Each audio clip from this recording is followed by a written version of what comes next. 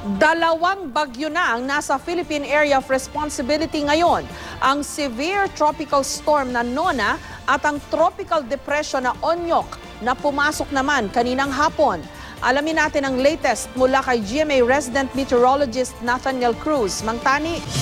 Yes, good evening Jessica. Hindi pa nga natatapos ang pananalasa ng bagyong Nona sa Central at Southern Luzon, ay isang bagyo ang posibleng magpaulan naman dyan sa Visayas at Mindanao. Pero sa ngayon, wala pa itong epekto sa lagay ng panahon doon at simula sa Biyernes pa ito, posibleng magpapaulan.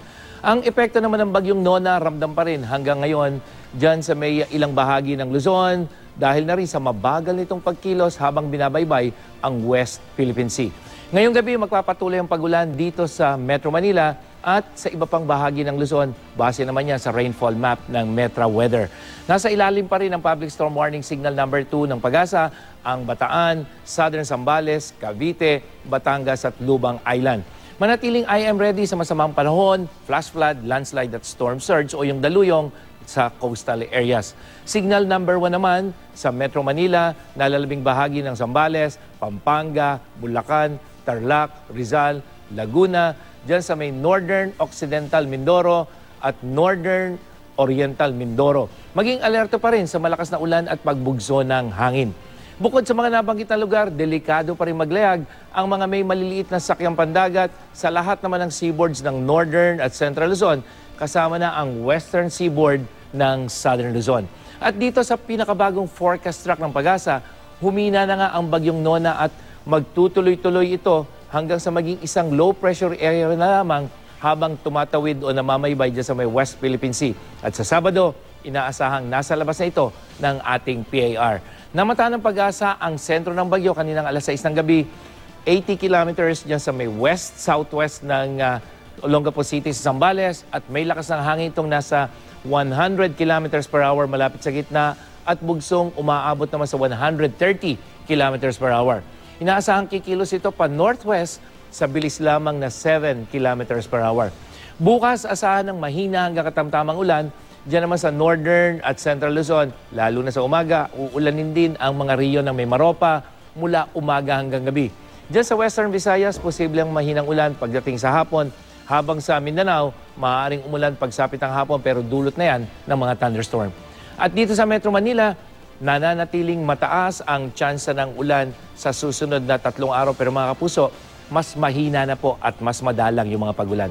Ang bagyong Onyok naman na huling namata ng Pag-asa sa layo pang 860 kilometers dyan sa may silangan ng Mati, Davao Oriental. At taglay nito ngayon ang lakas ng hangin nasa 45 kilometers per hour malapit sa gitna. At inaasahan na ito ay kikilos pa west-northwest o kanluran, hilagang kanluran sa bilis na 20 kilometers per hour. Sa ngayon, hindi naman ito magiging sinlakas ng bagyong Nona, lalo na kung patuloy na lalakas ang hanging amihan o yung malamig at tuyong hangin. At makikita rin dito sa track ng Pag-asa na hindi ito daraan o lalapit dyan sa Luzon kung saan nanalasa ang bagyong Nona, bagkos dito po yan sa may Mindanao tatama. Pero maging IM ready mga taga-Visayas at Mindanao dahil posible itong magdala ng pagulan. Yung nakikita nyo mga kulay pula na yan, dyan sa Eastern Visayas at Eastern Mindanao sa darating na weekend, Jessica. Mang Tani, kasi may mga nagbabalak mag-holiday o magbakasyon sa mga resort sa Visayas. Mukhang hindi pwede, ano ho? Yes, Jessica, lalo na sa mga susunod na 3 hanggang 4 na araw dahil magiging kritikal yung paglapit nitong bagyong Onyok.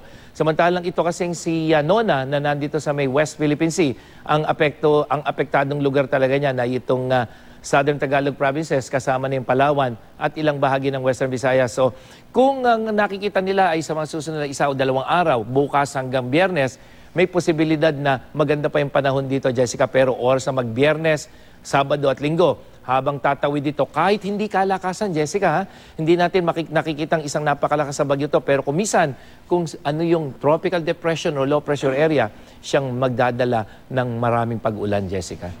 Mang Tani, hindi inasahan yung ulan kagabi dito sa Metro Manila at saka sa Central Luzon, I understand. Kaya baha na rin hanggang Nueva Ecija ngayon at may mga bayan na rin sa Pampanga na binaha na rin.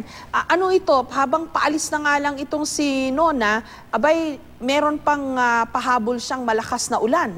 Ang nangyari kasi, Jessica, kung titingnan natin yung truck nung bagyong si Nona, imbis na tumawid kagad kasi yan dito sa may Mindoro, ang nangyari, makikita mo na kumilos siya pa Hilaga o Northwest at lumapit pa dito sa atin.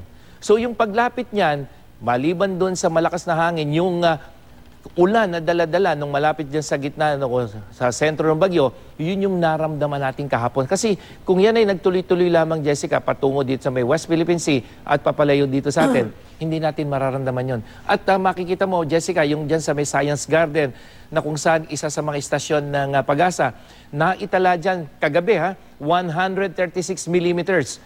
Ano ibig sabihin nun? Yung ating normal rainfall para sa buong buwan ng Disyembre, 79 lamang. So halos kalahati nung ibinagsak kagabi, kalahati lamang nung monthly rainfall. So yun ang pangunahing dahilan kung bakit dumakas yung ulan dahil sa paglapit nung sentro ng bagyo nung ito ay tumawid dyan sa may Mindoro, Jessica. Okay, ulitin lang po natin, itong Onyok naman, hindi ho sinlakas nitong Sinona, no, Mang Tani? Yes, at Jessica. Yung ulan ho kaya niyan?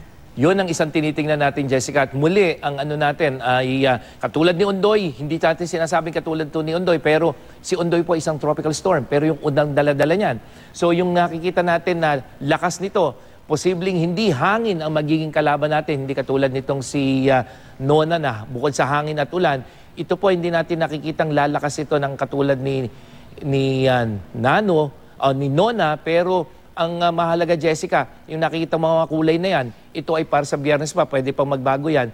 Maraming ulan ang posibleng idulot yan mula dito sa may Mindanao at dyan sa malaking bahagi ng Visayas. So ngayon pa lamang mga kapuso, dapat po I am ready na tayo kahit sinasabi natin na hindi ito inaasahang magiging isang napakalakas na bagyo. Ayun nga lang, ang masaklap lang, Mang Tani, kasi uwian na yung mga magpapasko sa kanilang mga probinsya, yung babiyahe ng eroplano, pauwi ng Visayas at Mindanao.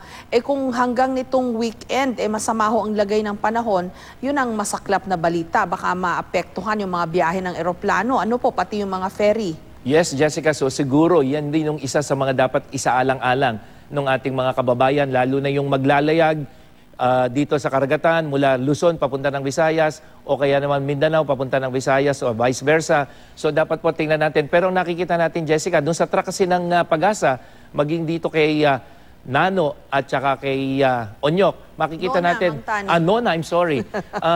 Itong kay Nona at kay Onyok, pagdating ng araw ng Sabado, Jessica, pareho na silang, ayan no, ito ay lalabas papunta sa araw ng Sabado at si Onyok ganun din. So araw ng Sabado, isang linggo bago magpasko, ay mawawala na sa loob ng ating Philippine Area of Responsibility itong dalawang bagyong binabantayan natin. At sana, pagkatapos ito, yung isang linggong singkad na yan, bago magpasko, ay halos mukhang malabo na magkaroon ng bagyo. At ito ay dahil nga sa malakas na hanging amihan, Jessica, na iihip sa mga susunod na araw. Okay. Maraming salamat, Mang Tani. Nathaniel Cruz, GMA Resident Meteorologist. At yan ang latest mula sa GMA Weather. Ako po si Nathaniel Cruz. Magplano para sigurado. I am ready. Serbisyong totoo ng GMA News.